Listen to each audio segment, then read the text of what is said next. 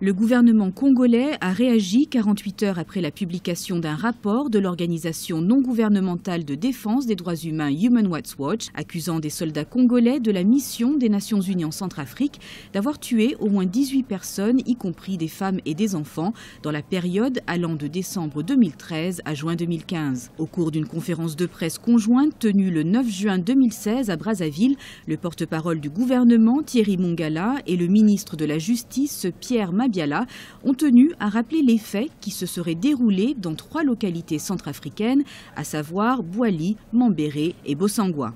Le gouvernement condamne avec la plus grande fermeté toute atteinte ou violation des droits de l'homme qui serait causée par certains agents de la force publique. Les autorités mettront tout en œuvre pour que les présumés auteurs soient jugés, ce qui ne saurait tarder, puisqu'une session spéciale de la Cour criminelle de Brazzaville sera prochainement convoquée à cet effet. Les 2 ministres du gouvernement ont accordé peu de crédit à ce rapport qui, selon eux, n'est pas contradictoire mais biaisé et à charge. Ils ont également rappelé qu'une enquête est ouverte depuis plusieurs mois et que certains soldats inculpés dans cette affaire ont été rapatriés et suspendus en attendant l'évolution de l'enquête. Une institution des droits de l'homme n'a pas de frontières.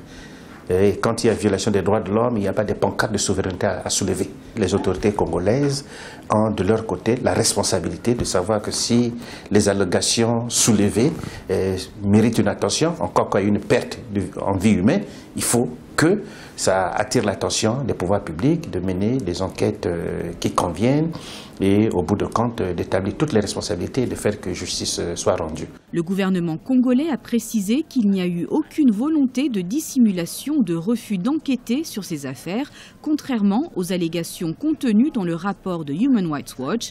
Par ailleurs, une session spéciale de la Cour criminelle de Brazzaville devrait bientôt être convoquée dans ce sens afin que tous les mis en cause soient jugés.